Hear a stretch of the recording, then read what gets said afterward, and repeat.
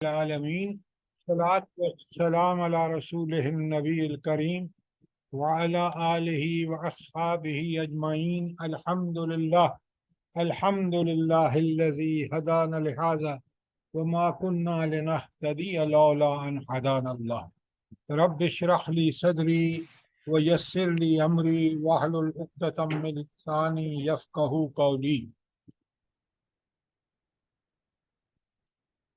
الحمدللہ ہم نے سورہ الانعام شروع کر رکھی ہے اور آج ہم اس کی آیت نمبر 70 پڑھیں گے، 69 سے شروع کریں گے آج۔ اور اس سے پہلے کل جو 2-3 آیات ہم نے کی ہیں، پہلی تھی 66 اور 67۔ قرآن مجید کتاب ہدایت ہے، یاد رکھیے، اور ایک ایک آیت ہدایت کی اس کے اندر اتنی چیزیں رکھ دی گئی ہیں، کیونکہ کلام ربانی ہے کہ انسان حیران پریشان ہو جاتا ہے۔ اور پھر وہ ہدایات دی گئی ہیں جن پہ عمل کر کے ہم دنیا کے اندر حیات طیبہ پاکیزہ زندگی گزار سکتے ہیں، اور آخرت میں ہم اللہ کے ہاں جنت کے حقدار ہو جائیں گے انشاءاللہ۔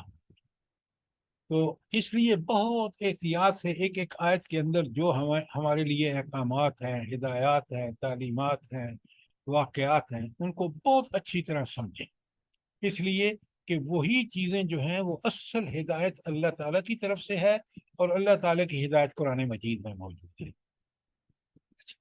اس آیت 66 میں اور 67 دونوں میں یہ بتا دیا گیا صاف صاف کہ انسان جو ہے، نبی کریم صلی اللہ علیہ وآلہ وسلم کو بڑی تسلی دے دی گئی کہ آپ کا کام تو بلاغ المبین ہے، کہ بات کو اچھی طرح پہنچا دینا، جو اللہ نے حکم دیا ہے وہ لوگوں تک من و ان پہنچا دینا، ان کو سمجھا دینا اور اس کی عملی تشریح بھی کر دینا۔ اس کے آگے آپ کی ذمہ داری نہیں ہے، اللہ تعالیٰ فرماتے ہیں۔ کیوں؟ اس لیے کہ یہ آزادی کی دنیاوی زندگی میں بندے کو اختیار دیا ہے، چاہے تو ہدایت پہ چلے، چاہے تو گمراہی اختیار کرے۔ اگر ہدایت پہ چلے گا تو اس کے فائدے بتا دیے، ایک دنیا میں کیا ہوں گے اور آخرت میں کیا ہوں گے، اور اگر گمراہی اختیار کرے گا تو دنیا میں بھی ذلیل و رسوا ہوگا اور آخرت میں جہنم کا حقدار ہوگا۔ اس میں کسی فلسفے کی کوئی ضرورت نہیں ہے، تاریخ گواہ ہے اس پہ، اور آج آپ اپنے ملک میں شاہد ہیں، گواہ ہیں کہ کیا ہو رہا ہے گمراہی اختیار کرنے کا نتیجہ۔ قرآن نے ایسی کھول کھول کے اللہ رب العالمین نے ہدایات دی ہیں کہ بندہ کہتا ہے کہ حق ادا ہو گیا ہے۔ مثلا اللہ تعالیٰ فرماتے ہیں وَمَنْ أَعْرَضَ عَنْ ذِكْرِي، جو ہمارے اس ذکر قرآن سے منہ موڑے گا فَإِنَّ لَهُ مَعِيشَةً ضَنْكًا، ہم اس کی زندگی کو تنگ کر دیں گے۔ یہ رب العالمین کا فیصلہ ہے، اور یہ فیصلہ دنیا میں دیکھ لیں، تاریخ کا کوئی وقت دیکھ لیں کہ یہ لاگو نہ ہو۔ ظالموں کو اور فاسقوں کو تھوڑی دیر کے لیے اللہ نے آزادی دی ہے، اور پھر وہ دنیا میں کچھ بھی نہیں بگاڑ سکے۔ اللہ نے ان کو، آپ انبیاء کی تاریخ اٹھا کے دیکھ لیں کس طرح اللہ نے ان کے مخالفین کو مہلت کے بعد ختم کر دیا، تباہ و برباد کر دیا۔ لہٰذا اللہ تعالیٰ فرماتے ہیں، بڑی پیاری بات ہے، کچھ چیزیں تو انسان اگر یاد کر لینا، اللہ تعالیٰ لِكُلِّ نَبَأٍ مُسْتَقَرٍ، ہر خبر اور ہر چیز جو اللہ تعالیٰ نے بتائی ہے اس کا ایک مقرر وقت ہے۔ کیا مطلب ہے؟ اگر دنیا پہ عذاب آنا ہے تو اس کا بھی ایک مقرر وقت ہے، وہ اس پہ آئے گا۔ کسی فرد پہ بیماری ہاری آنی ہے، یا اس کو نجات ملنی ہے، یا اس کی تنگ دستی ہے، اس کے لیے بالکل ایک اللہ تعالیٰ نے اپنے علم اور حکمت کی بنیاد پر ایک وقت مقرر رکھ کر رکھا ہے، اور اس پہ اس کو ہو جانا ہے۔ اور پھر اللہ تعالیٰ وَسَوْفَ تَعْلَمُونَ، تمہیں ان قریب پتہ لگ جائے گا کہ عذاب آپ دیکھ لیں قوموں پہ آئے، اور تم نے بھی روش نہیں چھوڑی تو تم پر بھی عذاب آئے گا، اور تمہیں لگ پتہ جائے گا۔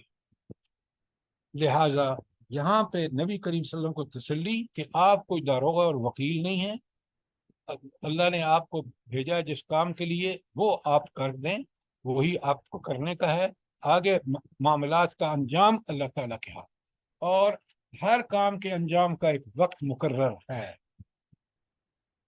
اور پھر ایک اور بڑی اہم ہدایت کہ جو لوگ قرآن یا اللہ تعالیٰ کا مذاق اڑا رہے ہوں ان کے پاس مت بیٹھو۔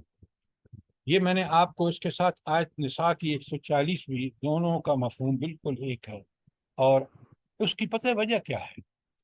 آج جس چیز نے ہمیں سب سے زیادہ گمراہ کیا ہے نا، وہ میڈیا ہے۔ کیوں؟ میڈیا ڈائریکٹلی بھی اور انڈائریکٹلی کثرت سے دین کا مذاق اڑا رہا ہے، اللہ تعالیٰ کے احکامات کا مذاق اڑا رہا ہے، اور اس پہ جتنے ہم جس قدر عادی ہوتے جاتے ہیں، جس قدر ہم میڈیا کے غلام ہوتے جا رہے ہیں، اسی قدر ہم اللہ تعالیٰ سے دور ہوتے جا رہے ہیں۔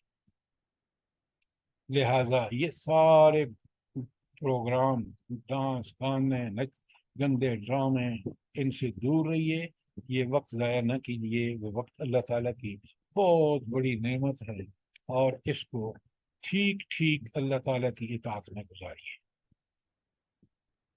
آج ہم چلتے ہیں آیت نمبر 70 نمبر آیت، بہت اہم آیت ہے۔ اور سر آیت نمبر 69 ہے۔ سوری پہلے 69 تک۔ بسم اللہ الرحمن الرحیم، آیت 69۔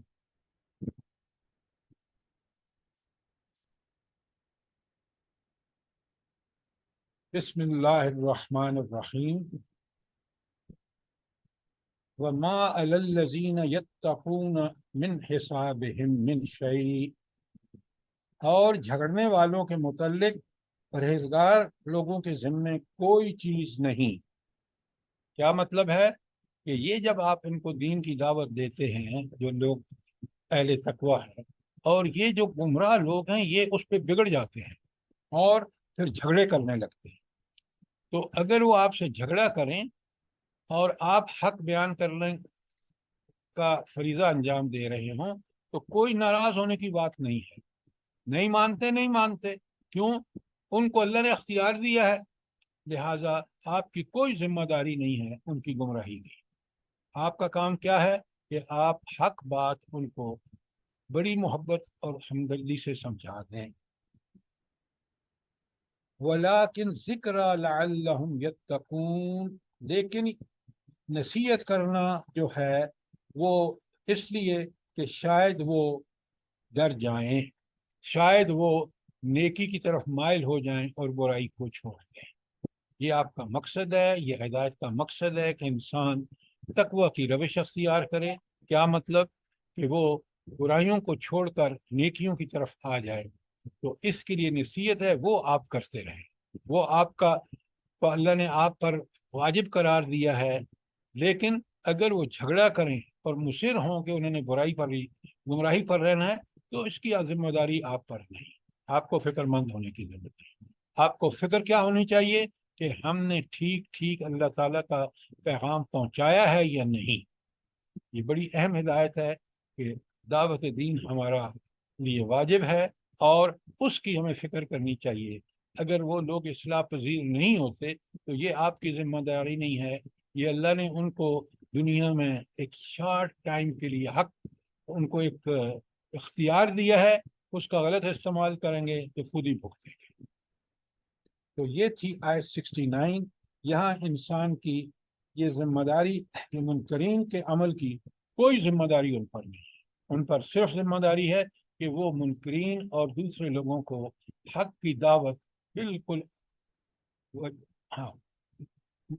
نصیحت ایسی کریں کہ جس میں ان کے لیے محبت اور شفقت سے کہ دیکھیں یہ کام آپ کریں گے نا تو اس کا انجام دنیا میں بھی اور آخرت میں بہت برا ہوگا، اور اگر اس کو چھوڑ دیں گے، نیکی کی طرف آ جائیں گے، برائیاں نہیں کریں گے تو اس کا انجام دنیا اور آخرت دونوں میں بہت اچھا ہے۔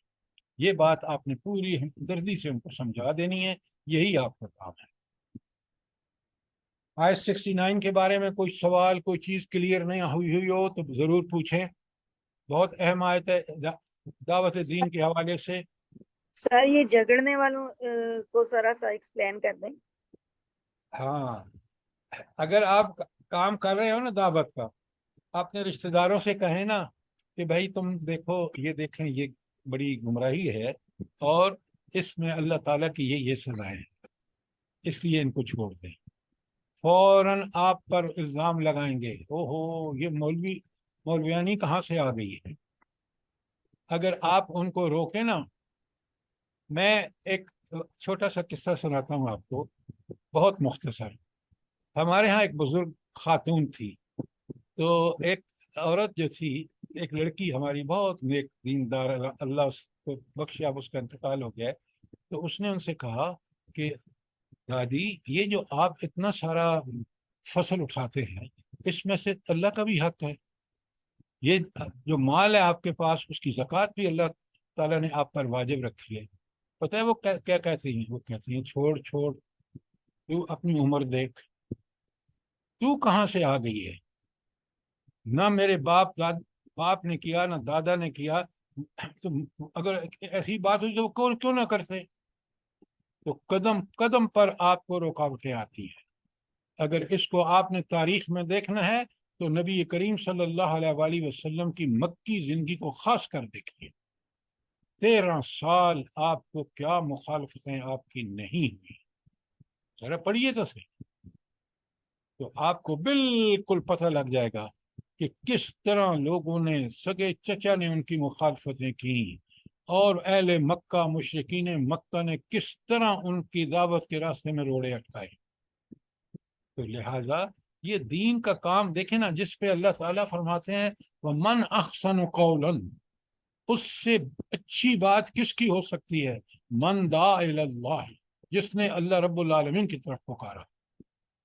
یہ کام کتنا اللہ کو پسند ہے، آپ اس آیت کے مفہوم سے دیکھ لیں۔ لہذا مخالفت تو، اگر واقعی آپ دین کا کام کر رہے ہیں نا، آپ کی مخالفت ہوگی، اور اگر آپ اس مخالفت کو ایک نبی کریم صلی اللہ علیہ وسلم کی زندگی کو دیکھ کے اس کو انگیز کریں گے، آپ کی دعوت کے کام میں نکھار آئے گا انشاءاللہ۔ بات کلیئر ہے؟ جی سر، جزاک اللہ۔ سر اس میں یہ مطلب نکلتا ہے نا کہ امر بالمعروف اور نہی عن المنکر کرتے جاؤ، تو مانے نہ مانے وہ اس کے اوپر ڈیپینڈ کرتا ہے۔ ہاں، کرتے جاؤ، یعنی ایسا کرتے جاؤ جس طرح کرنے کا حکم ہے۔ دیکھیں نا، جو دائی عقل سے خالی ہوتا ہے نا، وہ بات تو کرتا ہے لیکن لاٹھی مارنے کے برابر ہوتا ہے۔ تو یہ کام ہم نے نہیں کرنا، کام بڑی حکمت سے، دیکھیں جس کو نصیحت کر رہے ہیں اس کو یہ نہ لگے کہ آپ تو بہت بڑے عالم ہیں، نہیں، بہت عزت سے، احترام سے، ہمدردی سے، کہ دیکھیں یہ کام جو ہے اس نے معاشرے میں کیا گل کھلائے ہیں، تو اس کو چھوڑ دینا اچھا ہے، اور یہ نیکی کریں گے تو اس کے یہ فائدے ہوں گے۔ تو لہٰذا دعوت کا امر بالمعروف اور نہی عن المنکر، بالکل آپ نے صحیح اصطلاح استعمال کی، لیکن اس کو پوری حکمت کے ساتھ۔ سورہ نحل میں اللہ تعالیٰ فرماتے ہیں وَادْعُ إِلَىٰ سَبِيلِ رَبِّكَ بِالْحِکْمَةِ وَالْمَوْعِظَةِ الْحَسَنَةِ، لوگوں کو دین کی طرف بلاؤ بہترین نصیحت کے ساتھ، اور اس طرح ہمدردی اور کے ساتھ کہ اس کا دل موم ہو جائے۔ یہ تھی آیت 69۔ اب ہم 70 میں چلتے ہیں۔ سر ایک سوال ہے، یہ جی جی، خاندان سے باہر تو تبلیغ کا دعوت کا کام آسان ہے، لیکن خاندان کے اندر اتنا مشکل کیوں ہے، اور اس کو کس طرح اس کو آسان بنا سکتے ہیں؟ وہ آپ نے ایک محاورہ پنجابی کا سنا ہوگا، گھر کی مرغی دال برابر۔ اب جب آپ چھوٹے ہو کر آپ کے خاندان والوں کو، بڑوں کو نصیحت کرتے ہیں یا اللہ کے دین کی طرف بلاتے ہیں، تو وہ کہتے ہیں یہ ہمارے سامنے کی بچی اور بچہ، یہ کیوں ہم اس طرح کی بات کر رہے ہیں، اس کو تمیز نہیں ہے، کیونکہ گمراہی میں اتنے ڈوبے ہوئے ہیں۔ لہٰذا، لیکن میں آپ کو ایک بات بتا دوں، یہ ہمارے اوپر سب سے پہلے واجب اپنے رشتہ دار ہیں۔ پھر اس کے بعد نمبر آتا ہے دوسروں کا. یہ بات آپ کی ٹھیک ہے. دیکھیے دوسرے بھی آپ کی جن کو اللہ تعالیٰ نے ان کے اندر طلب رکھی ہے وہ فوراً آپ کی بات کی طرف توجہ دیں گے. لیکن جو دوسرے بھی گمراہ ہیں وہ آپ کی مخالفت کم نہیں کریں گے. لہٰذا یہ کام کرنا ہے. اچھا ایک بات میں آپ کو بڑی پتہ کی بتا دوں، وہ یہ کہ آپ کا سیرت و کردار، آپ کے اندر صبر، آپ کے اندر ہمدردی، محبت اسی وقت بڑھتی ہے جب آپ دعوت دین کا حق ادا کرتے ہیں. ہم انجینئرنگ کالج میں تھے تو ایک آج کل بہت بیمار ہیں بیچارے، وہ چھوٹے سے قد کے اور کپڑے بھی ان کے غریب گھرانے سے تعلق تھا. پورا کالج جو تھا وہ اس بات کا معترف تھا کہ یہ بندہ کمال کا بندہ ہے، کہ دعوت دینے کا انداز اس کا اتنا پیارا ہے. لہٰذا وہ اس لیے کہ اس نے مخالفتیں دیکھی، سب کچھ دیکھا، لیکن وہ حق پہ قائم رہ کر اپنی سیرت سازی، اپنی کردار سازی کی بھی طرف متوجہ رہا. تو اگر آپ کا یہ ایک دھرم قائم ہو جائے نا کہ آپ حق پہ چلنے والے ہیں، آپ جو بات کرتے ہیں سچی کرتے ہیں، آپ دوسروں کی ہمدردی کرتے ہیں، انشاءاللہ وہ وقت آئے گا کہ آپ کی بات میں اللہ تعالیٰ اثر ڈال دے گا اور لوگ مخالفت کرنے والے بھی آپ پر انگلی اٹھانے سے ڈریں گے. اس لیے کہ دیکھیں آپ نبی کریم صلی اللہ علیہ وسلم کی زندگی کو کیوں نہیں دیکھتے کہ مکے والے آپ کو کہتے ہیں آپ صادق بھی ہیں، امین بھی ہیں. یہ آپ کا ذاتی کردار تھا. یہ الگ بات ہے کہ جب قرآن کی دعوت ان کے سامنے پیش کی گئی اور ان کی گمراہیوں پر گرفت کی گئی تو اسی نبی کو انہوں نے کیا کچھ نہیں کہا، آپ کے سامنے نہیں ہے. لیکن وہ نبی برحق، اس نے موت کی بھی پرواہ نہیں کی کہ میرے گھر کو انہوں نے گھیرے میں لے رکھا ہے. انہوں نے ہجرت کی اور پھر دیکھیں رب العالمین نے ان کو کیسی کامیابیاں دی. لہذا یہ کرنے کا کام ہے، ضرور کرنے کا کام ہے، لیکن وَعُدْعُ إِلَىٰ سَبِيلِ رَبِّكَ بِالْحِكْمَةِ وَالْمَوْعِظَةِ الْحَسَنَةِ، کہ حکمت کے ساتھ اور بہترین نصیحت کے ساتھ آپ کرتے جائیے. انشاءاللہ آپ بھی مطمئن ہوں گے، رات کو جب آپ سوئیں گے تو بڑے سکون سے سوئیں گے کہ میں نے آج اللہ کے دین کے لیے کام کیا، اور جو کچھ میرے ساتھ پیش آیا یہ تو میرے آقا نبی کریم صلی اللہ علیہ وسلم کے ساتھ بھی پیش آیا تھا، کوئی بات نہیں، میں نے اپنے رب کے لیے کیا، میرا رب راضی ہے، تو آپ کو سکون اور اطمینان. لیکن گمراہیاں کرنے کے بعد وہ رات کو نہیں سو سکتا بندہ جب تک کہ وہ کوئی سلیپنگ پلز نہ لے، جب تک وہ کوئی ٹرنکولائزر نہ لے. یہ پوری دنیا میں آج دیکھ لیں، میں نے یورپ میں دیکھا ہے، امریکہ میں دیکھا ہے. اب چلیے آیت نمبر 70 پر، بہت ہی لاجواب اللہ تعالیٰ کی یہ ایک حکمت سے لبریز آیت ہے. سنیں پہلے، اللہ سبحان اللہ بحمدہ سبحان اللہ العظیم، بسم اللہ الرحمن الرحیم، وَذَرِ الَّذِينَ اتَّخَذُوا دِينَهُمْ لَعِبًا وَلَهْوًا. اتنی پیاری بات ہے، چھوٹی سی آیت کا ٹکڑا جو میں نے پڑھا ہے. اللہ تعالیٰ ہمیں چھوڑ دیجئے ان لوگوں کو، ان لوگوں سے الگ ہو جائیے. کن لوگوں سے؟ اتخذوا دینہم لاعبا ولہوا، جنہوں نے اپنی دنیاوی زندگی کو، اپنے دین کو لہو لعب بنا رکھا ہے، کھیل تماشا. کھیل تماشے میں کیا ہوتا ہے؟ بس جتنی دیر آپ کھیلتے رہتے ہیں بڑا منہمک ہوتا ہے بندہ، بڑا مشغول ہوتا ہے. جو ہی کھیل ختم ہوتا ہے، اوہو 3 گھنٹے یہ کرکٹ میں سارا دن میں گراؤنڈ پہ بیٹھا رہا، حاصل وصول سے کچھ بھی نہیں ہوا. میری نہ اپنی کوئی اصلاح ہوئی، نہ میں نے کوئی دوسرا صحیح عمل صالح کیا، میں تو وہاں بیٹھا تماشا ہی دیکھتا رہ گیا. تو اس طرح دین کو لہو لعب بنانے کا مطلب یہ ہے کہ اپنے قیمتی وقت اللہ تعالیٰ نے جو ہمیں زندگی دی ہے، جس کا ہم نے ثم لتسألن یومئذ عن النعیم، ایک ایک نعمت کے بارے میں ہم سے سوال ہوگا. ہم نے وقت سب سے قیمتی ہے، گزرا ہوا وقت کبھی ہاتھ نہیں آتا. لیکن اگر آپ نے دولت ضائع ہو گئی ہے تو آپ کسی دوسرے بزنس میں کما سکتے ہیں، لیکن گزرا ہوا وقت، تو یہ جو دنیا کو، دنیاوی زندگی کو لہو لعب سمجھ کے گزارنا، تماشا، کھیل، ایسے اوقات کے بزی ہیں اور حاصل وصول کچھ بھی نہیں ہے. لہذا ایسے لوگوں کو بھی اللہ تعالیٰ کہتے ہیں چھوڑ دیں، ورنہ تم بھی لہو لعب میں مشغول ہو جاؤ گے. کتنی بڑی نصیحت ہے. اگلی بات سنیں. یہ تو تھا نا کہ ان لوگوں کو چھوڑ دو جنہوں نے اپنے دین کو کھیل تماشا بنا رکھا ہے.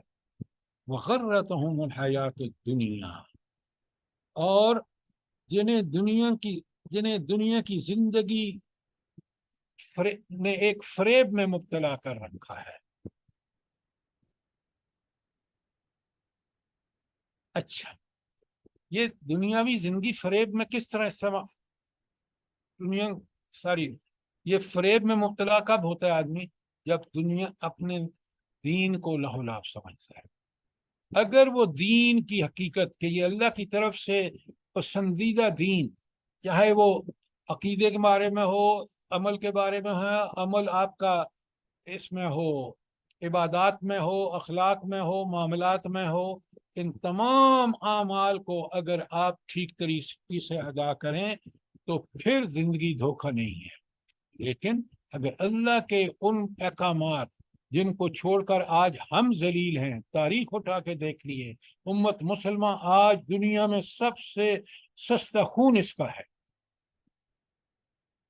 بہترین غدار آپ کو مل سکتے ہیں، ہر شعبہ زندگی میں مل سکتے ہیں، اس لیے کہ انہوں نے دین کو لہو لعب سمجھ رکھا ہے. لہذا تو دنیاوی زندگی میں اس طرح لہو لعب سمجھ کے کھپ جائے جب جس کے دل کے میں، تو وہ اس کے لیے بہت ہی خراب چیز ہے. اصل میں اگر آپ دیکھیں نا، آخرت فراموشی جو ہے نا، اس کی سب سے بڑی وجہ کیا ہے بھلا؟ 2 لفظوں میں بتائیے.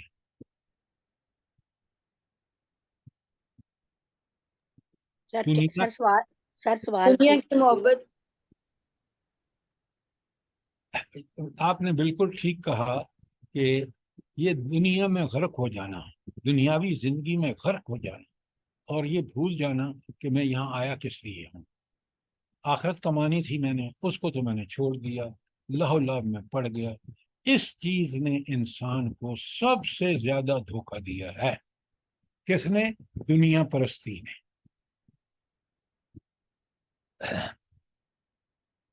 اچھا، یہ تو 2 باتیں ابھی ہم نے پڑھی ہیں اس آیت میں. پہلی بات یہ کہ دنیا کوئی کھیل تماشا نہیں ہے، اور خاص کر اللہ کے احکامات کو کھیل تماشا مت سمجھو، ان کو بالکل برحق زندگی کے اصول سمجھ کر ان پر عمل کرو. پہلی بات. دوسری بات، اگر تم دنیا پرستی میں لگ گئے تو تم آخرت کو بھول جاؤ گے، اور دنیا عارضی ہے اور آخرت دائمی اور ابدی لازوال اور بے مثال ہے. یہ بات جب تم بھول جاؤ گے تو تم دنیا گزار کے جب اللہ کے پاس پہنچو گے تو تمہیں سخت پچھتاوا ہوگا. اس وقت تمہیں پتہ لگے گا کہ میں دنیا میں کس فریب میں مبتلا رہا. اچھا، اب ان چیزوں کا علاج کیا ہے بھلا؟ کس کا؟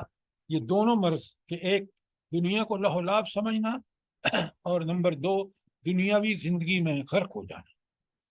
اس کا بھلا علاج کیا ہے؟ جلدی بتائیں. سر آخرت کو یاد رکھنا. قرآن پاک ہے سر. ڈاکٹر صاحبہ، آپ سنت پہ چلیں. ابھی تک آپ جو ہے نا قرآن کے ساتھ نہیں جڑے رہتے.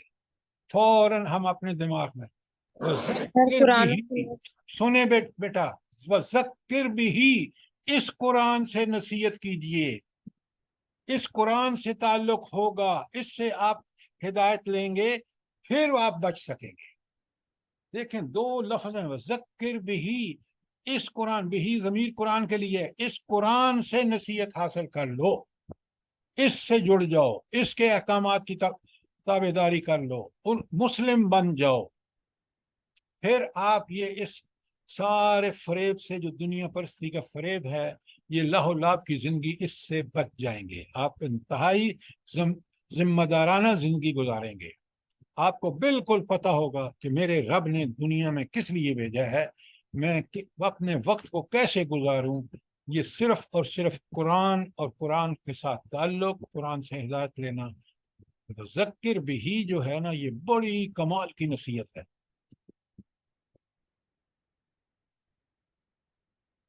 بات سمجھ آ گئی آپ کو یہاں تک؟ اچھا آگے دیکھیں کتنی پیاری بات ہے. وَذَكِّرْ بِهِ أَن تُبْصِرَ نَفْسٌ بِمَا كَسَبَتْ. تو قرآن سنا کر ان کو نصیحت اور تنبیہ کرتے رہو. کس لیے؟ جو اب میں نے پڑھا ہے کہ کہیں کوئی شخص اپنے کیے کرتوتوں کے ببال میں گرفتار نہ ہو جائے. اللہ اکبر.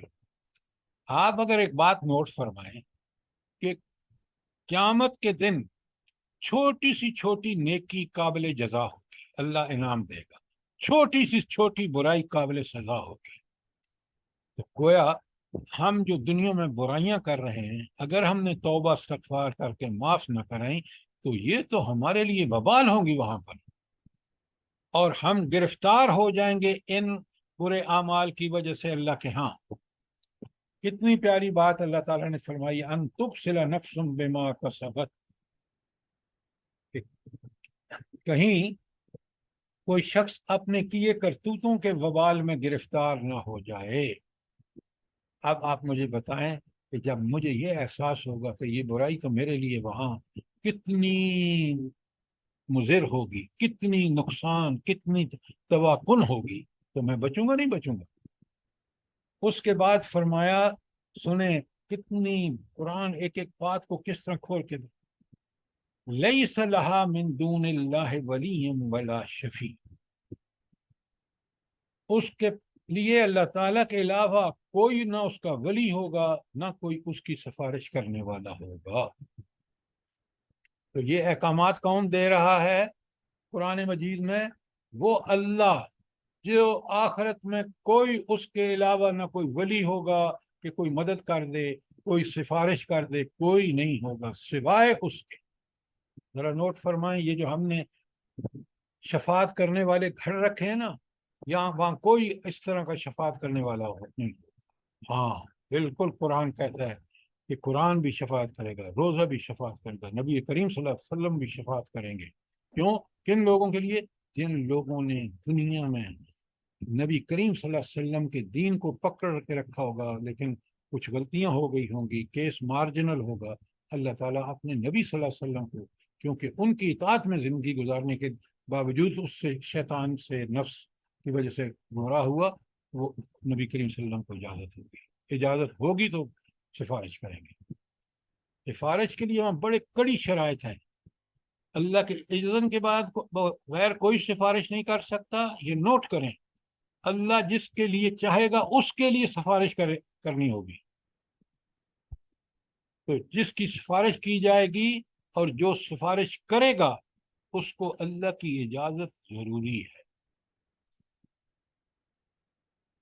اچھا, تو فرمایا کہ اگر وہ اپنے گناہوں کی پاداش میں گرفتار ہو جائے گا تو پھر سوائے اللہ کے کوئی اس کا ولی اور اس کا سفارشی نہیں. وَإِن تَعْدَلْ كُلُّ عَدْلٍ لَا يُؤْخَذُ مِنْهَا. اور اگر وہ کوئی بدلہ بھی دے گا, کوئی اس کے تاوان دینے کے لیے بھی تیار ہوگا, تو وہاں اس سے کچھ بھی نہیں لیا جائے گا. اچھا آپ ذرا سا یہاں رک جائیں, اور تین چیزیں اللہ تعالیٰ نے فرمائی ہیں کہ ایک, وہاں کوئی مددگار نہیں ہوگا. دوسرا, وہاں کوئی سفارشی نہیں ہوگا. تیسرا, وہاں لے دے کے جان نہیں چھوٹے گی کہ کچھ ان گناہوں کا بدلہ دے کے چھوٹ جائے. تینوں کام نہیں. اور یہ وہ تینوں کام ہیں جو آپ دیکھتے ہیں کہ دنیا میں غلط لوگ استعمال کر کے اور دنیا میں بچ جاتے ہیں. آپ کے ملک میں این آر اوز ہوئے, ایسے این آر ہو کہ جس میں ملک کے دولت لوٹنے والوں کو چھٹیاں دے دی گئی. قرآن کہتا ہے اللہ چاہتا ہے کہ دنیاوی نظام ایسا ہو کہ کوئی ظالم جو ہے ظلم نہ کر سکے، اگر ظلم کرے تو اس کو سزا ملے۔ جب یہ نظام قائم نہیں ہوتا عدل کا اللہ کا، تو دنیا میں وہی حال ہوتا ہے جو آج مسلم ممالک کا ہے، جو پاکستان کا ہے۔ تو 3 کام سے چھوٹ سکتا ہے آدمی، کوئی سفارش ہو، کوئی مددگار مل جائے، کوئی پیسہ دے دلا کے۔ اللہ تعالیٰ فرماتے ہیں کہ تینوں کام وہاں نہیں، سوال ہی پیدا نہیں ہوتا۔ اور پھر فرمایا اولئک الذین ابسلوا بما کسبوا، سبحان اللہ۔ تو اللہ تعالیٰ فرماتے ہیں کہ پھر ایسے لوگ تو خود اپنی کمائی کے نتیجے میں پکڑے جائیں گے۔ اولئک الذین، یہ ہیں وہ لوگ، ابسلوا، جو پکڑے جائیں گے، بما کسبوا، جو انہوں نے کمائی کی ہے۔ سزائیں کیا ہوں گی؟ لہم شراب من حمیم، ان کو پینے کے لیے کھولتا ہوا پانی دیا جائے گا، وعذاب علیم، اور دردناک عذاب دیا جائے گا، بما کانوا یکفرون، وہ جو دنیا میں اللہ کے احکامات کا انکار کرتے رہے، قولا یا فعلا۔ اچھا، اب اس آیت میں 2-3 چیزیں ایسی ہیں جو ہمیں قرآن سے دوسری جگہ بھی دیکھنا ہوگا۔ مثلا یہ جو لاہ و لعب کی زندگی ہے، کہ زندگی کو کھیل تماشا بنا کے گزار دینا، اپنی ذمہ داریوں کو نہ سمجھنا۔ اچھا، ہماری انسان کی سب سے بڑی ذمہ داری اللہ تعالیٰ نے کیا رکھی ہے؟ بتائیے مجھے قرآن کے روشنی میں۔ انسان کو سب سے ضروری کام دنیا میں کیا کرنا ہے؟ عبادت سر، جی، قرآن اور سنت پہ چلیں، ایمان، قرآن اور سنت۔ اچھا، میں آپ قرآن سے 2 چیزیں بتاتا ہوں۔ آپ کی بات ٹھیک ہے، لیکن بات کو آپ حتمی انداز جو قرآن نے جہاں اختیار کیا وہاں سے لے۔ قرآن و سنت کی اطاعت بالکل آپ کی بات ٹھیک ہے، لیکن 2 چیزیں اللہ تعالیٰ نے انسان کو، پہلی بات وما خلقت الجن والانس الا لیعبدون، جن و انس کو کس لیے پیدا کیا؟ اپنی عبادت کے لیے۔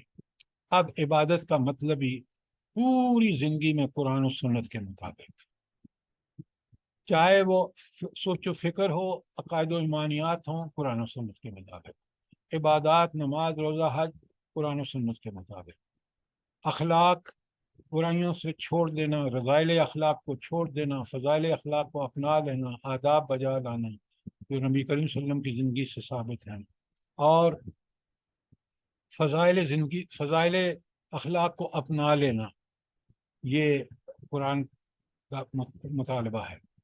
اور پھر معاملات میں دیانت، امانت، حق، سچ، جیسے قرآن نے بتایا اس سے مطابق کر، یہ ہے عبادت۔ پوری جو زندگی پہ ہے، جو ہے پوری زندگی پر محیط ہے اطاعت۔ اچھا، ایک تو انسان کی پیدائش کا مقصد ہی یہی رکھا، لہو لعب تو کہیں نہیں آتا نا، لہو لعب سے تو منع کیا گیا تاکہ وہ عبادت میں خارج ہوتا ہے۔ دوسرا، ایک انسان کا جو سب سے بڑا مقام اللہ تعالیٰ نے طے کیا ہے، انی جاعل فی الارض خلیفہ، اللہ نے اپنا زمین میں ہمارا اپنا خلیفہ اور نائب بنا کے بھیجا ہے۔ اچھا، یہ نائب کیا ہوتا ہے؟ ذرا مجھے جلدی سے بتائیں، نائب کس کو کہتے ہیں؟ سر جس کے پاس اسباب ہو، ساتھ ذمہ کچھ دار، ذمہ داریاں بھی ہوں۔ سر مطیع بندہ ذمہ دار جو کہ انسان۔ حکم کا غلام ہو۔ اب دیکھیں نا، ان کو ذرا قرآن اور سنت کے پیرائے میں سمجھیں۔ نائب کون ہوتا ہے؟ اور نائب بھی کس کا ہے؟ اللہ تعالیٰ کا ہے، جو خالق کائنات ہے۔ نائب کون ہوتا ہے؟ بڑے غور سے سنیں۔ نائب وہ ہوتا ہے جس کو نائب بناتے وقت اس کا نائب بنانے والا اس کو پوری اسباب بھی دے دیتا ہے، وسائل بھی دے دیتا ہے، ذرائع بھی دے دیتا ہے کہ کام یہ ہے، اس کے لیے یہ تمہاری ڈیوٹیز ہیں، اور یہ تمہیں اس کے لیے ضروری وسائل، اسباب وغیرہ ہیں، یہ سب دے دیتے ہیں۔ یہ ہے نائب، کہ نائب کو اس کی ذمہ داریاں بھی ٹھیک ٹھیک بتا دی جاتی ہیں. ان ذمہ داریوں کو ادا کرنے کے لیے جو بھی وسائل، جو بھی ذرائع، جو بھی صلاحیتیں ہیں وہ اس کو دے دی جاتی ہیں. پھر یہ خلیفہ کہلاتا ہے. رب العالمین نے انسان کو صلاحیتیں ہوں، ذرائع ہوں، وسائل ہوں، وہ ہر آدمی کو اس کے لیول کے مطابق عطا کر دیے ہیں. اور پھر جس پوزیشن پہ وہ ہے اس پوزیشن پہ وہ اللہ کی نیابت یہ ہے کہ اگر وہ افسر ہے تو اس کے پاس جو اختیارات ہیں زیادہ ہیں وہ ٹھیک ٹھیک اس طرح استعمال کرے جس طرح اللہ نے حکم دیا ہے. وہ نیابت کا حق ادا کر رہا ہوگا. وہ کماتا ہے تو حلال، خرچ کرتا ہے تو اسراف نہیں کرتا، تبذیر نہیں کرتا. تو یہ ہے وہ خلیفہ جس کو یہ کام کرتے ہیں.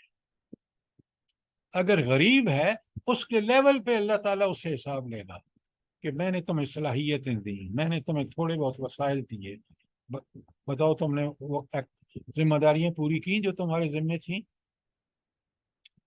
تو پوری طرح سمجھیے کہ اللہ نے ہم میں سے ہمارے اندر ہر ایک انسان جو ہے وہ خلیفۃ اللہ ہے. کس معنی میں؟ جس لیول پہ وہ کام کر رہا ہے اس لیول کے مطابق اللہ تعالیٰ نے اس کو علم، صلاحیتیں، عقل، سوچ، فکر، مال، دیگر ذرائع سب کچھ دیا ہے. تو انسان کی زندگی بڑی ہی ذمہ دارانہ زندگی ہے. اس کو تو ایک منٹ کے لیے بھی کھیل اور تماشا نہیں کر سکتا.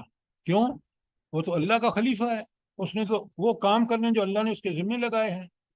آج ہم نے وہ ساری ذمہ داریاں چھوڑ کے لہو لعب میں لگ گئے ہیں.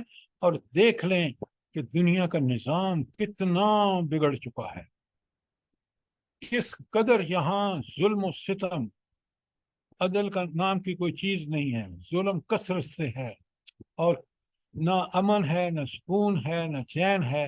تو یہ سب کچھ اس وجہ سے ہے کہ ہم نے اس قرآن و سنت کو چھوڑا، اپنے اس منصب خلیفۃ اللہ کا چھوڑا، ہم نے عبادت کا کام چھوڑا اور ہم لگ گئے دنیا پرستی میں. تو لہذا اب ذرا سنیں، اب میں آپ کو ایک خلاصہ بناتا ہوں.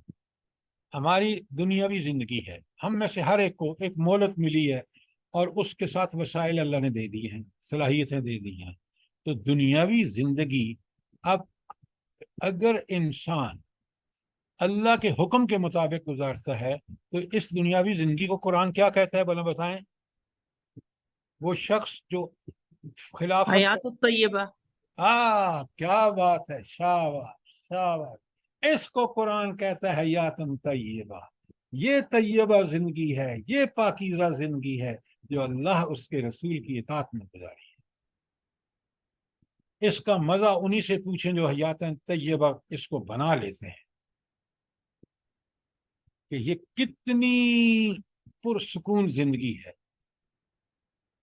انسان کو اگر الا بذکر اللہ تطمئن القلوب، کہ اطمینان قلب جو ہے وہ اللہ کے ذکر میں ہے. اللہ کا ذکر یہ ہے کہ بندہ یاد رکھے کہ وہ اللہ کا خلیفہ ہے، وہ عبادت کے لیے پیدا کیا گیا ہے، وہ یہ ہے ذکر. پھر زبانی ذکر اور وہ ساری چیزیں اپنی جگہ پر ہیں. بات کو سمجھیے خدا کے لیے. تو اس طرح تو جو زندگی اللہ اور رسول کی اطاعت میں گزار دی گئی، جو قرآن کے علم اور اس کے مطابق عمل میں گزار دی گئی، وہ تو ہے حیات طیبہ. ویری گڈ، آپ نے بہت صحیح جواب دیا. اچھا، اب جو زندگی اس کو چھوڑ کر اللہ کے احکامات سے ہٹی ہوئی زندگی ہوگی، اس کو زندگی کو قرآن کیا کہتا ہے؟ یہ سب اصطلاحیں آپ کو پتہ ہونی چاہیے. ابھی آپ عذاب ملے گا سر اس کو. حیات الحبیثہ ہو جائے گی نا، جیسے خبیثہ. کلمہ طیبہ اور کلمہ خبیثہ والا تھا. نہیں نہیں نہیں نہیں، قرآن کی اصطلاح بہت پیاری ہے، بہت پیاری. اللہ. لاہبون اللہ، یہی سب. Very good very good. لہو لہب کی زندگی ہے، آپ کے سامنے ہے. یہ اصطلاحیں قرآن کی استعمال کریں تاکہ ہم بالکل حقیقت کے قریب رہیں. دنیاوی زندگی حیات طیبہ ہے اگر قرآن و سنت کے علم اور اس کے مطابق عمل کیا. قرآن دنیاوی زندگی لہو لعب ہے اگر اللہ کی ہدایت، اللہ کی جو اس سے ہٹی ہوئی ہے، اللہ کے احکامات سے شیطان نفس کی زندگی گزارے ہیں. یہ زندگی لہو لعب ہے.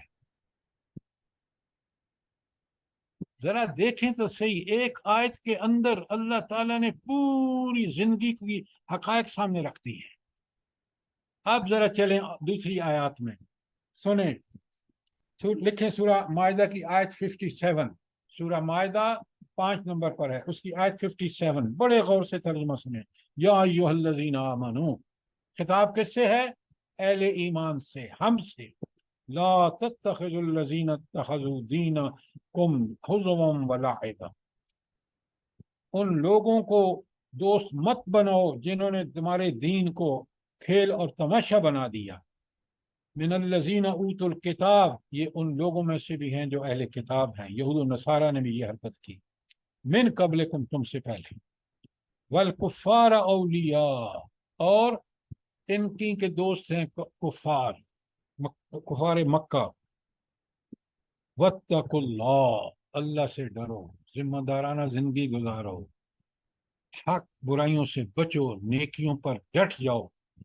یہ ہے تقوی کا مطلب. ان کنتم مومنین، اگر تم مومن ہو نا، ایمان کا دعویٰ کرتے ہو، تو پھر تمہاری زندگی لہو لعب کی نہیں ہونی چاہیے.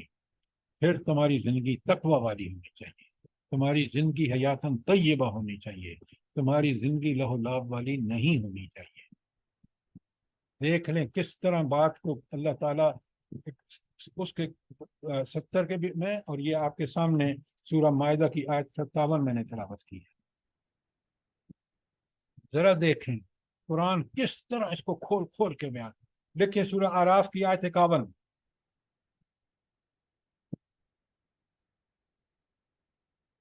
کتنا بڑا نقصان ہے لہو لعب کی زندگی. ذرا غور کریں، میں ترجمہ کر رہا ہوں. بسم اللہ الرحمن الرحیم. الذین اتخذوا دینہم لہوا ولعبا، وہ لوگ جنہوں نے اپنے دین کو لہو لعب سمجھا.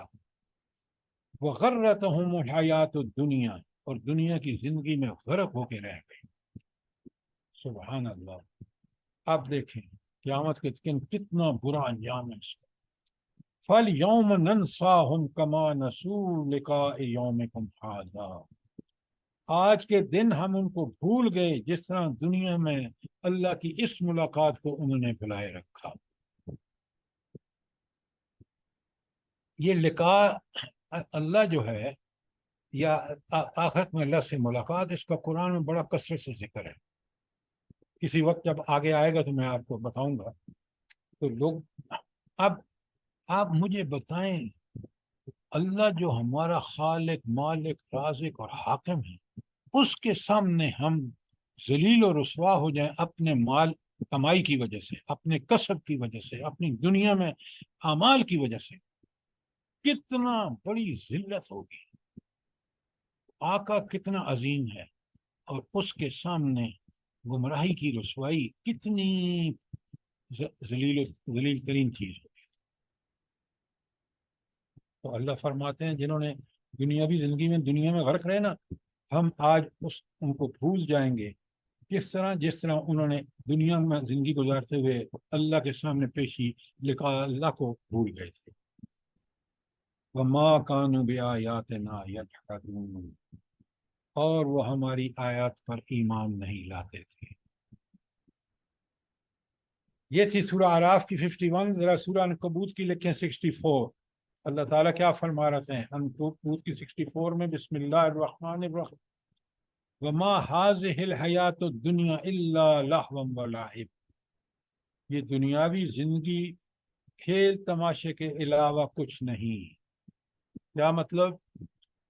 کہ اگر انسان نے اللہ اور اس کے رسول، کتاب و سنت کے مطابق فکر اور عمل کی زندگی نہ گزاری تو اس کے لیے زندگی لہو لعب ہے، دنیاوی زندگی. وَإِنَّ الدَّارَ الْآخِرَةَ لَهِيَ الْحَيْوَانُ، اور آخرت کی زندگی ہی اصل زندگی ہے. حیوان کا مطلب وہ اردو والا نہیں ہے. हैवान का मतलब है असल जिंदगी जो है वो आखिरत की जिंदगी है। अच्छा, आखिरत की जिंदगी असल जिंदगी क्यों कहा है? बताएं जल्दी। क्योंकि वो अबदी जिंदगी होगी। Very good. वो अबदी लाजवाल और बेमिसाल जिंदगी है, वो हमेशा की है, उसकी नेमतें हमेशा की हैं और उसका कोई कंपैरिजन नहीं है इस आरजी दुनिया के साथ। लिहाजा अल्लाह ताला किस तरह हमें खोल खोल के बता रहे हैं। अच्छा, ये जो आगे मैं जुमला पढ़ रहा हूँ, तर्जुमा भी कर रहा हूँ, जरा मुझे इसका मफहूम बताइए। लो कानू यालमून, काश काश ये लोग समझते। किस बात को समझते? जल्दी बताएं। पर यही कि दुनिया की जिंदगी तो आर्जी है, आखिरत की जिंदगी अबदी है। बिल्कुल। काश दुनिया कि की लोग जिंदगी और ये आखिरत की इतनी जिंदगी की बात नहीं समझते, इतनी बात समझनी। कुरान किस तरह दोहरा के बता रहा है कि दुनियावी जिंदगी आर्जी, बहुत आर्जी। आपने जो सलाहियतें, जो माल, जो अल्लाह ताला ने असबाब दिए हैं, वो दुनिया के अंदर जो आप मौत के साथ खत्म। और आखिरत की जिंदगी में इतनी नेमतें जो बेमिसाल हैं, लाजवाल हैं, दायमी हैं। वो किसको मिलेंगी? जिसने दुनिया जिंदगी हयात तैयबा समझ बनाकर गुजारी होगी। ये लो कानू यालमून जो है ना, ये बंदे को झंझोड़ के रख देता है। इतनी बात नहीं समझते, काश वो इस बात को जानते।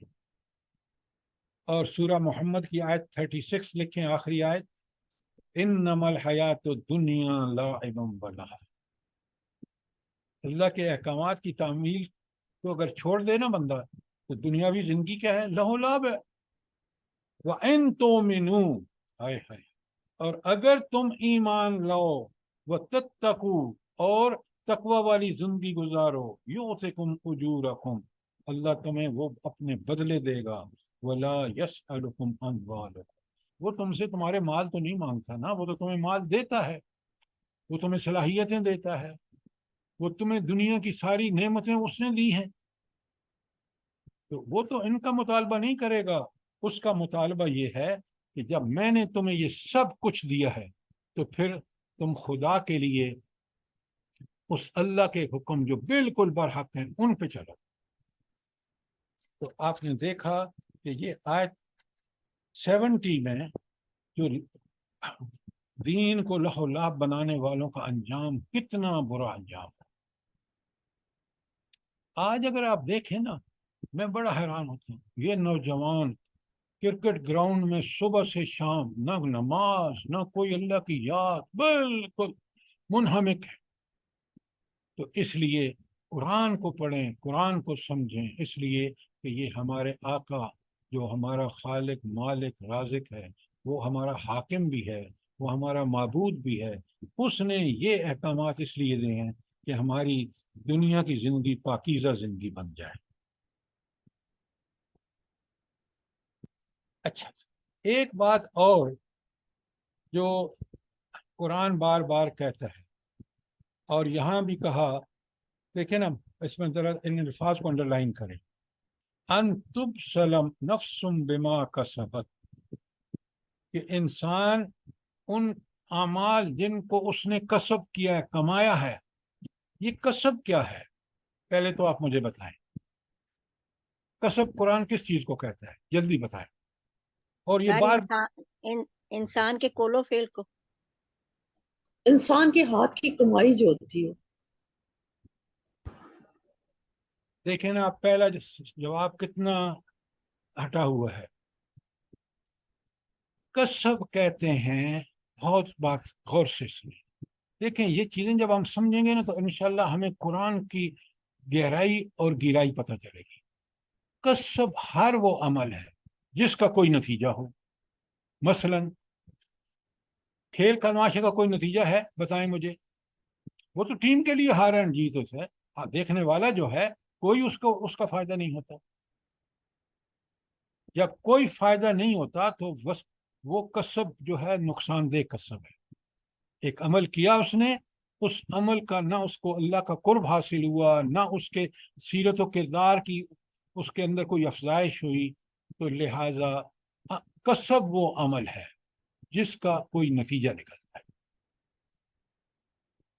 آپ کے پورے مہینے کی نوکری کا کسب وہ کمائی ہے جو تنخواہ ہے آپ کی۔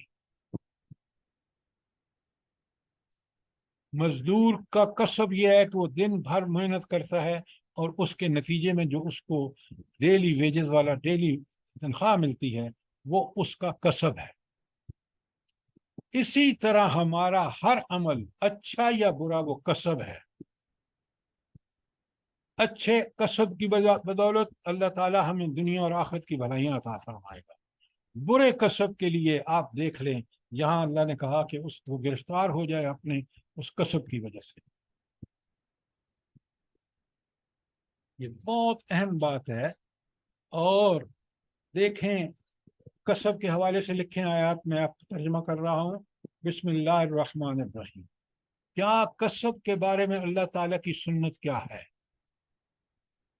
لا یکلف اللہ نفسا الا وسعها، یہ سورہ بقرہ کے آخر رکوع میں ہے، آیت نمبر 286 ہے۔ اللہ تعالیٰ کسی نفس کو اس کی وسعت کے مطابق جو ہے اس سے ٹریٹ کرتا ہے۔ جتنی نفس نے اس کو وسعت دی ہے، صلاحیتیں، صحت، عمر، مال، دولت، اسی کے مطابق اس کا احتساب ہوگا، اس سے بڑھ کر نہیں ہوگا۔ لا یکلف اللہ نفسا الا وسعها، اللہ تعالیٰ کسی نفس کو اس کی نفس کی وسعت سے زیادہ تکلیف نہیں دے گا، اتنا ہی احتساب ہوگا جتنا اس کو دیا۔ اور کیا ہوگا؟ لہا ما کسبت، اس نفس کے لیے، لہا یا نفس ہے مؤنث ہے، لہا ما کسبت، اس نفس کے لیے وہی کچھ ہے جو اس نے کمائی کی ہے۔ وعلیہا مکتسبت، اور وبال بھی اس وقت کمائی کا اسی کے لیے ہے، دوسرے کے لیے نہیں ہے۔ ہاں، دوسرے نے اگر معاونت کی ہے اس برائی میں تو پھر اسی لیے قرآن کہتا ہے کہ تعاونوا علی البر والتقوی، کہ لوگوں سے تعاون کرو نیکی اور بھلائی کے کاموں میں، تقوی کے کاموں میں۔ ولا تعاونوا علی الاثم والعدوان، سورہ مائدہ کی شروع کی آیت ہے، اور مت تعاون کرو برائی اور زیادتی کے کاموں میں۔ دیکھیں کتنا بڑا کلیئر حکم ہے۔ اگر یہ اصول معاشرے میں ہو تو برائی پروان چڑھے گی اور نیکی پروان چڑھے گی اور برائی ختم ہو جائے گی۔ اگر یہ اصول، اگر اس کے برخلاف جو آج ہم کر رہے ہیں، برائی دیکھیں کس طرح پروان چڑھ رہی ہے اور نیکی کس طرح دب رہی ہے، کہ اللہ کے ہم صریح حکم کی قرآن میں خلاف ورزی کر رہے ہیں جو اللہ نے حکم دیا قرآن۔ سر سورۃ مائدہ کا کون سی آئی تھی؟ یہ سورہ بقرہ کی آیت 286 ہے، بالکل آخری آیت ہے۔ جی ٹھیک، جزاک اللہ خیر۔ یہ پتہ ہے آیتیں کہاں نازل ہوئی تھیں؟ سورہ بقرہ کی آخری آیات معراج کے موقع پر۔ جزاک اللہ۔ تو یہ کتنی فضیلت والی آیات ہیں، ساری آیت فضیلت والی ہیں، لیکن ان کا تو مقام اللہ تعالیٰ نے اپنے نبی کو معراج کے موقع پر یہ آیات عطا فرمائی۔ سر یہ دو نوروں میں سے ایک نور بھی ہے۔ بے شک۔ واتقوا یومن، اللہ اکبر، یہ میں سورہ بقرہ کی 281 پڑھ رہا، لکھیں سورہ بقرہ کی 281۔ اللہ تعالیٰ فرما رہے ہیں واتقوا یوما ترجعون فیہ الی اللہ، ہائے ہائے ہائے ہائے، ڈرو اس دن سے۔ کس دن سے؟ جب تم اللہ کی طرف واپس پلٹاؤ جاؤ گے، جب تم اللہ کے سامنے حساب و کتاب کے لیے حاضر کیے جاؤ گے، اس دن سے ڈرو۔ یہ رب کہہ رہا ہے۔ ثم توفی کل نفس ما کسبت، اور پھر ہر شخص کو پورا پورا اجر دیا جائے گا، پورا پورا بدلہ اور پوری پوری سزا دی جائے گی، بما کسبت، جو اس نے کمایا ہے، جو دنیا میں کمائی کر کے گیا ہے نا، اس کا پورا پورا بدلہ۔ وَهُمْ لَا يُظْلَمُونَ، اور ان پر ذرا برابر ظلم نہیں کیا جائے گا۔ کیا مطلب ہے ذرا برابر ظلم نہیں کیا جائے گا؟ جلدی بتائیں. عدل اور حق کے ساتھ اللہ تعالیٰ فیصلہ کرے گا. یہ آپ نے بہت جنرل بات کی ہے. برائی کا جتنا مال کے مطابق میری اسے بات جزا نہ اب ملے اب ذرا میری بات سنیں. اور وہی جو نیکی اور جو برائیاں کی ہیں اس کا پورا پورا اللہ بدلہ دے گا. جتنی برائی کسب کیا ہے نا برائی بالکل عین اس کے مطابق، کم نہیں زیادہ نہیں، اس کا سزا دی جائے گی. یہ ہے ظلم نہیں ہوگا. جتنی اس نے نیکی کی ہوگی وہ اس کا کسب ہوگا، اللہ جس طرح جتنا چاہے گا عین عدل کے مطابق اس کو اجر عطا کرتا ہے. یہ ہے لا یظلم. لیکن سورہ آل عمران کی آیت 161 ایک ٹکڑا میں اس کا پڑھ رہا ہوں. ثم توفی کل نفس ما کسبت. یہ کسب کا دیکھیں کا ذکر کیسا آ رہا ہے. ثم توفی، پھر پورا پورا دیا جائے گا، کل نفس ہر جان کو، ما کسبت جو اس نے کمائی کی ہے، جو اس کا ایمان اور عمل صالح تھا عین اس کے مطابق بدلہ دیا جائے گا. وَهُمْ لَا يُظْلَمُونَ، اور ان پر کوئی ظلم نہیں کیا جائے گا. ظلم کے وہ معنی جو میں نے ابھی آپ کو بتائے ہیں. سورہ ابراہیم کی آیت 51 میں پھر لکھیں، فرمایا لِيَجْزِيَ اللَّهُ كُلُّ نَفْسٍ مَا كَسَبَتْ. سبحان اللہ. یہ قیامت کس لیے قائم ہوگی؟ لِيَجْزِيَ اللَّهُ، تاکہ بدلہ دے اللہ تعالیٰ، کل نفس ہر جان کو، ما کسبت جو اس نے دنیا میں کمایا ہے. ان اللہ سریع الحساب، اللہ تعالی حساب لینے میں دیر نہیں کرتا. کیا مطلب ہے حساب لینے میں دیر نہیں کرتا؟ سر وہی بات جو کہ پکڑ لیں. تاریخیں نہیں ملیں گی، گواہیاں گویا سب حاضر ہوں گی، اسی وقت فیصلہ ہوگا. صاحب آپ نے بالکل ٹھیک کہا. سر اللہ کی عدالت جو ایک بات میں سر وہ اللہ کی عدالت میں جس طرح دنیا کی عدالت میں کیس وہ کتنے عرصے چلتے رہتے ہیں، تو وہاں بھی یہ کام نہیں چلے گا، وہاں پہ فیصلہ دستی ہوگا. اس لیے آپ ٹھیک کہہ رہے ہیں، اس لیے فیصلہ دستی ہوگا. ہر چیز وہاں موجود ہے، گواہ ہیں تو فرشتے موجود ہیں، اعمال نامہ پوری چارج شیٹ انہوں نے بڑی ذمہ داری سے ٹھیک ٹھیک لکھی ہے. بندہ خود دیکھ کے سمجھ جائے گا کہ میں جنت کا حقدار ہوں یا دوزخ کا. ذرا برابر دیر نہیں لگے گی. ادھر پیشی ہوئی، ادھر جناب فیصلہ تیار. یہ اللہ کی عدالت ایسی ہوگی. وہاں ہم نے پیش ہونا ہے. ذرا آنکھیں کھول کے زندگی گزاریں، پوری ذمہ داری کے ساتھ زندگی گزاریں. اور آخری آیت لیکن سر یہ کون سی صورت ہے؟ آیت نمبر کیا تھی اس کا؟ ہاں ابراہیم کی 51، سورہ ابراہیم 14 نمبر پر. اور سورہ الاعراف کی جو ابھی آپ نے بولی ہے وہ کتنی تھی؟ نہیں، میں نے آپ کے سامنے پہلی جو ہے وہ سورہ بقرہ کی آیت 286 ہے، پھر بقرہ کی آیت 281 ہے، پھر آل عمران کی 161 ہے، پھر ابراہیم کی 51 ہے، اور آخر جو ہے وہ سورہ طور کی آیت 21 ہے. آخر میں کون سی ہے سر؟ طور، سورہ طور جو ہے 52 پہ والے، اس کی آیت 21. کمال دیکھیں قرآن کا. کب آپ غور نہیں نہ کرتے، قرآن کے چھوٹے کم سے کم الفاظ میں اتنی بڑی بات اللہ تعالیٰ فرما دیتے ہیں.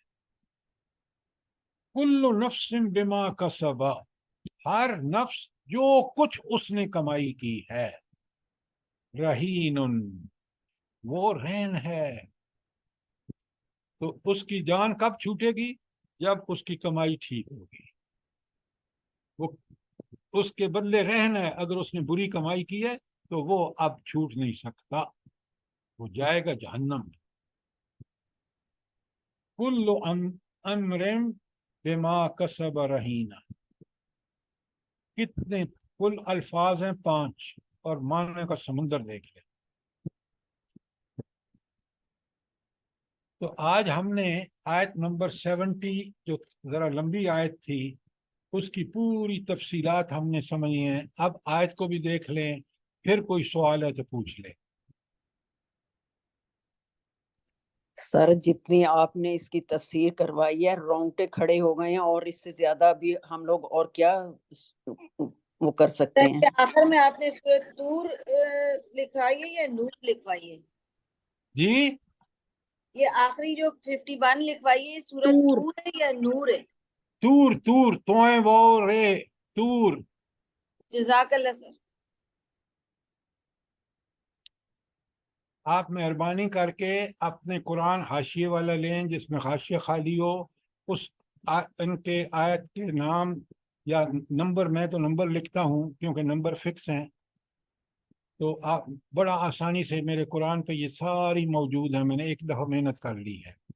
تو آپ ذرا ان کو اس طرح جب لکھیں گے نا تو انشاءاللہ آپ دیکھیں گے کہ آپ کا فہم قرآن بھی اور آپ کو دیگر آیات جو ریلیٹڈ ہیں وہ بھی موجود ہیں، تو آپ کو بالکل اللہ تعالیٰ سینہ کھول دے گا. اگر انشاءاللہ. انشاءاللہ. سر میں ایک بات پوچھنا چاہ رہی تھی کہ انسان کی فطرت ہے کہ وہ جب کبھی بہت زیادہ تھک جاتا ہے تو تھوڑی بہت وہ مشغلے بھی کرنا چاہتا ہے، مطلب تھوڑا سا انٹرٹینمنٹ، تو سر اس کی کوئی اسلام میں اجازت نہیں ہے؟ نہیں نہیں نہیں، یہ کیسی بات کر رہے ہیں؟ اللہ تعالیٰ نے جائز، دیکھیے نا، وہ چیزیں جو جسم اور روح کے لیے پرسکون ہیں، آپ کو اللہ تعالیٰ نے کسی ورزش اور ایکسرسائز سے منع نہیں کیا. اللہ تعالیٰ نے واک سے بالکل منع نہیں کیا. جس طرح قرآن ہماری جسم اور روح دونوں کے لیے ضروری ہے، جسم کی حفاظت کے لیے آپ کو ہر وہ کام کرنا ہے تاکہ آپ کا جسم برقرار رہے. دیکھیں نا، اگر جس عمر میں ہوں اگر میں ایکسرسائز نہ کروں تو میں یہ کام نہیں کر سکتا جو اللہ تعالیٰ کی توفیق سے میں کر رہا ہوں. تو اس لیے آپ اپنے جسم کے لیے بہترین صاف ستھری پاکیزہ غذا اور اس کی ایکسرسائز، اس کی پوری اللہ تعالیٰ نے اجازت دی ہے. آپ صبح بھی کریں شام بھی کریں، کیونکہ یہاں ہدایت سے ہم دیکھیں نا، خود قرآن کتنی بڑی ہمارے جسم کی 5 وقت کا وضو جو ہے آپ کو کس قدر پاک اور صاف رکھتا ہے. طہارت اسی لیے ہے.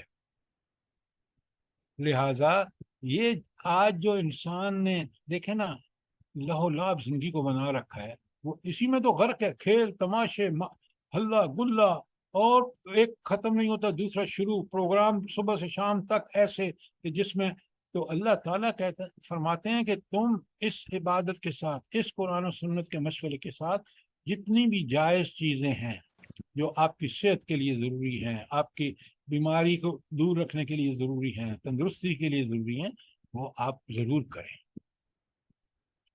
لیکن آپ یہ دیکھ لیں آج کی نسلیں کس قدر لیپ ٹاپ اور موبائل ہمارا کتنا وقت ضائع کر رہا ہے. آپ اگر دیکھیں نا، میں ایک تھوڑی سی مثال دیتا ہوں آپ کو. یہ جتنا وقت ہم یہ آج کی گندی سیاست جو اخباروں، ٹی وی، ریڈیو، پتہ نہیں کہاں کہاں موجود ہے، اس میں ہم سارا دن غرق رہتے ہیں. نہ ہمیں اپنی آنکھوں کی پرواہ ہے، نہ ہمیں اپنے جسم کی ایکسرسائزز کی پرواہ ہے، اور اسی میں اتنے الجھ کے ہو جاتے ہیں کہ کھیل تماشا زندگی بن جاتی ہے. قرآن آپ کو وہ ایکٹیویٹیز دیتا ہے، نبی کریم صلی اللہ علیہ وآلہ وسلم کی زندگی سے ہمیں وہ چیزیں ملتی ہیں جو ہمیں دنیا اور آخرت دونوں میں ہمارے جسم، روح، عقل سب کے لیے نفع بخش ہے. سر میں اس میں عائشہ صدیقہ رضی اللہ عنہا کی وہ مثال بھی ہے نا، جبکہ حضور صلی اللہ علیہ وسلم کے ساتھ دوڑی تھی اور وہ حبشیوں کا وہ کھیل تماشا بھی دکھایا تھا، یعنی تیر اندازی وہ جو کر رہے تھے، تو وہ حضور صلی اللہ علیہ وآلہ وسلم کے پردے میں سے پیچھے سے دیکھ رہی تھی. یعنی کہ ہر قسم کی یہ ایسا بھی ہم کر سکتے ہیں. ہر قسم نہ کہیں، وہ جو اس میں دین میں جن کی اجازت ہے، نبی کریم سے بالکل آپ نے بہت اچھی مثال دی ہے، بہت اچھی. دیکھیں نا اور یہ سر جو کچھ آج کل میڈیا دکھا رہا ہے تو کوئی اس کو مسٹ نہیں ہے کہ ہر بندہ اس کے اوپر چلے اور اس کو دیکھے، ضروری نہیں ہے. اس کی جگہ آپ دوسری چیزیں قرآن کو لے کے بیٹھ جائیں، حدیث کو لے لیں، کوئی ضروری نہیں ہے، لیکن کہاں یہ آج کل کی جو قوم ہے یہ ماننے والوں میں سے نہیں ہے سر. نہ مانے، اللہ تعالیٰ نے بتا دیا نہ ماننے کا انجام کیا ہوگا.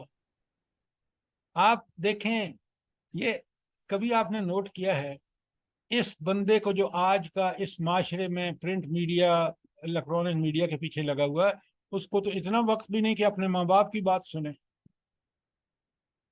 اس کو کوئی دلچسپی نہیں ہے ماں باپ میں، حالانکہ قرآن کہتا ہے کہ اللہ کے بعد جس ہستی کو آپ نے راضی رکھنا ہے وہ آپ کے والدین ہیں.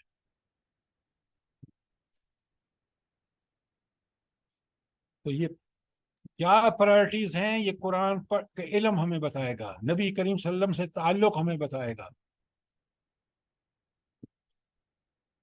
چلیں، وقت ہو گیا ہے.